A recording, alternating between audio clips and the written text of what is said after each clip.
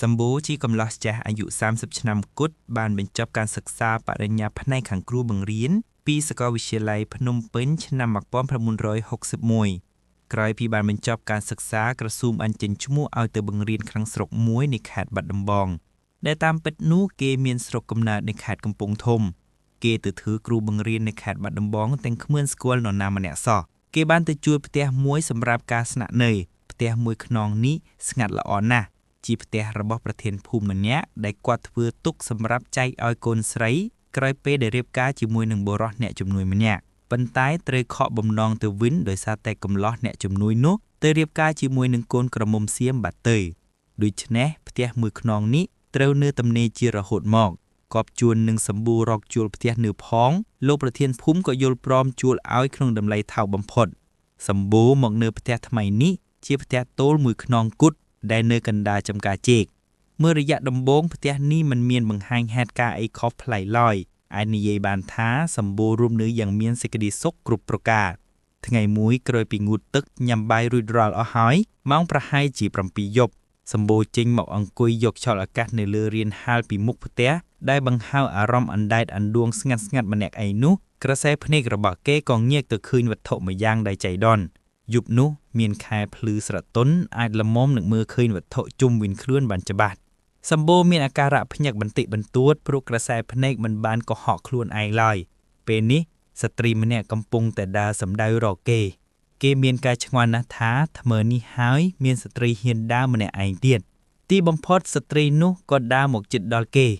សម្បូរក៏ក្រោកឡើងស្វាគមន៍ក្នុងនាមជាម្ចាស់ផ្ទះគេគិតថាប្រហែលជាញាតិមិត្តបងប្អូនរបស់លោកប្រធានភូមិមានធុរៈអ្វីម្យ៉ាងហើយទើបមកទាំងយប់ដូច្នេះសំទោសមានការអីអញ្ជើញអង្គុយសិននាងបង្ហាញស្នាមញញឹមដាក់គេបណ្ដើរនិងដើររកកន្លែងអង្គុយបណ្ដើរពេលបានអង្គុយក្បែរគ្នាក្រោមពន្លឺព្រះច័ន្ទដ៏ភ្លឺនោះគេអាចប្រាប់ខ្លួនឯងបានថាស្រីម្នាក់នេះស្អាតនិងមានមន្តស្នេហ៍ណាស់ស្អាតទាំងមុខទាំងរូបរាងរហូតស្ទើរនឹងរកស្រីណាមកប្រៀបប្រដូចគ្មានអ្នកនាងជានរណាបាទសម្បួរសួរបណ្ដើរទម្លាក់គូតអង្គុយនិងសម្លឹងទៅមុខនាងបណ្ដើរនាងខ្ញុំជាញាតិមិត្តរបស់លោកប្រធានភូមិចានាងឆ្លើយទាំងបញ្ចេញស្នាមញញឹមគួរឲ្យស្រឡាញ់នាងបញ្ជាក់លោកគ្រូមានអីប្លែកចិត្តឬទេបាទសំទោសអ្នកនាងឈ្មោះអីដែរនាងខ្ញុំឈ្មោះនីចាឈ្មោះនីចាជាញាតិឆ្ងាយរបស់លោកប្រធានភូមិអ្នកនាងមករកខ្ញុំនៅពេលនេះមានការអីដែរនាងបង្ហាញស្នាមញញឹមបណ្ដើរឆ្លៃតបបណ្ដើរថានាងខ្ញុំសូមនៅសម្រាប់មួយយប់ជាមួយនឹងលោកគ្រូពាក្យសំណូមពររបស់នាងធ្វើឲ្យសម្បូរត្រូវប្រញាប់បដិសេធភ្លាមអូមិនបានទេអ្នកនាងជាស្ត្រីហើយខ្ញុំជាបុរសយើងប្រកាសជាដេកមួយគ្នាតែពីរនាក់មិនបានទេម្យ៉ាងទៀតបើលោកប្រធានភូមិដឹងគាត់ច្បាស់ក្តៅក្រហាយជាមិនខានលោកប្រធានភូមិប្រកាសជាមិនដឹងទេចាទោះជានឹងដឹងក៏មិនអីដែរសូមឲ្យនាងខ្ញុំបាននៅសម្រាប់ជាមួយលោកគ្រូមួយយប់ទៅសម្បូរក្រវីក្បាលបដិសេធដោយដើមខ្ញុំអនុញ្ញាតមិនបានទេកុំភ្លេចថាអ្នកនាងជាស្ត្រីខ្ញុំជាបុរសការខូចខាតតែងតែកើតឡើងប្រសិនបើយើងដេកផ្ទះតែមួយជាមួយគ្នានោះសូមឲ្យឈប់មានគំនិតដូចនេះហើយត្រឡប់ទៅផ្ទះវិញទៅល្អជាងលោកគ្រូស្អប់ខ្ពើមប្រតែនាងខ្ញុំមិនស្អាតឬ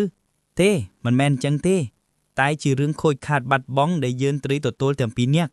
សម្បូរឆ្លើយដោយស្មោះត្រង់និងសរសើរថាអ្នកនាងពិតជាស្អាតណាស់ប្រសិនបើទៅប្រកួតបវរកញ្ញាប្រកាសជាជាប់មិនខាននាងញញឹមម្ដងទៀតកាលពីឆ្នាំមុនលោកប្រធានភូមិធ្លាប់បញ្ជូននាងខ្ញុំទៅប្រកួតធីតាកសិកម្មគឺនាងខ្ញុំបានទទួលតំណែងឈ្នះដាច់គេទៅហើយមែនឬបាទចាអនុញ្ញាតឲ្យនាងខ្ញុំដេកនៅទីនេះមួយយប់ផងណាចប់សម្ដីរបស់នាងម្ដងនេះសម្បូរមានការភ្ញាក់ផ្អើលបន្តិចបន្តួចព្រោះពេលនេះគេឮសូរសំឡេងឆ្កែលូសម្បូរមានចិត្តខ្វល់ខ្វាយជាងធម្មតាជាងអ្នកនាងត្រឡប់ទៅវិញទៅល្អជាងជឿខ្ញុំចុះនៅពេលសម្ដីបដិសេធចុងក្រោយរបស់សម្បូរបញ្ចប់ទៅនាងក៏ប្រញាប់ចុះទៅវិញភ្លាម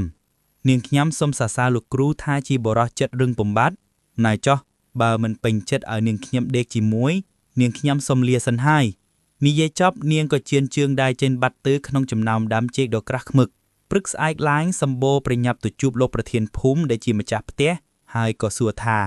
លោកប្រធានភូមិមានកូនក្មួយឈ្មោះនីទេនាងថានាងជាញាតិមិត្តឆ្ងាយរបស់លោកប្រធានភូមិទេខ្ញុំមិនគ្មានទេហេតុអីទៅលោកគ្រូ សម្បូរនិយាយហេតុការណ៍ដែលកើតឡើងនោះឲ្យលោកប្រធានភូមិស្ដាប់យ៉ាងលម្អិតនាងថែមទាំងប្រាប់ថាលោកប្រធានភូមិធ្លាប់បញ្ជូននាងទៅប្រកួតធីតាកសិកម្មកាលពីឆ្នាំកំឡុងទៅនឹងបានតំណែងឈ្នះដេកនារីដទៃទៀតលោកប្រធានភូមិសើចហឺឡើងសម្បូរឆ្ងន់ក៏សួរបញ្ជាក់បានសេចក្តីថាយ៉ាងម៉េចលោកប្រធានភូមិឈប់សិនខ្ញុំត្រូវសួរលោកគ្រូសិនបាទយ៉ាងម៉េចស្រីដែលមកជួបលោកគ្រូតែងខ្លួនយ៉ាងម៉េចស្លៀកសំពត់ចងក្បិននិងដណ្ដប់ស្បៃពាក់ឈៀងមានផ្កាពណ៌សសៀតនៅលើត្រចៀកទៀតផងមែនទេលោកគ្រូបាទមែនហើយនាងមកជួបនឹងលោកគ្រូនិយាយថាយ៉ាងម៉េចខ្លះនាងប្រាប់ថានាងជាញាតិឆ្ងាយៗរបស់លោកប្រធានភូមិលោកប្រធានភូមិធ្លាប់បញ្ជូននាងទៅប្រកួតធីតាកសិកម្មនិងបានតំណែងឈ្នះដាច់នាងប្រាប់តែប៉ុណ្ណោះខ្លាចមានរឿងមិនល្អខ្ញុំក៏សំណូមពរឲ្យនាងទៅវិញលោកគ្រូបានមើលទេតើនាងដើរទៅខាងណានាងដើរបាត់ចូលទៅក្នុងចំការចេកទៅលោកប្រធានភូមិងក់ក្បាលកាលពីឆ្នាំកំឡុងទៅខ្ញុំបានបញ្ជូនផ្លែឈើមួយប្រភេទចូលទៅក្នុងប្រកួតនៅពិធីប្រចាំឆ្នាំរបស់ខេត្តនិងបានទទួលរង្វាន់ឈ្នះដាច់គេផ្លែឈើអីទៅលោកប្រធានភូមិចេកតានីសម្បូរព្រឺខ្លួននៅពេលដែលលោកប្រធានភូមិប្រាប់ថាកំឡោះដែលមកនៅផ្ទះមួយខ្នងនេះតែងជួបនឹងស្ត្រីក្រមុំតែងខ្លួនរបៀបបុរាណដោយដែលលោកគ្រូប្រាប់មកអញ្ចឹងគេហៅថាខ្មោចនាងតានីកាឡាខ្លួនមកលោកគ្រូចាត់ទុកថាជាបរិសុទ្ធចាត់រឿងពំបាទដែលមិនព្រមឲ្យនាងដេកជាមួយបើមិនចឹងទេលោកគ្រូប្រកាសជាគ្មានឱកាសបានមកនិយាយរឿងនេះឲ្យខ្ញុំស្ដាប់ទេចប់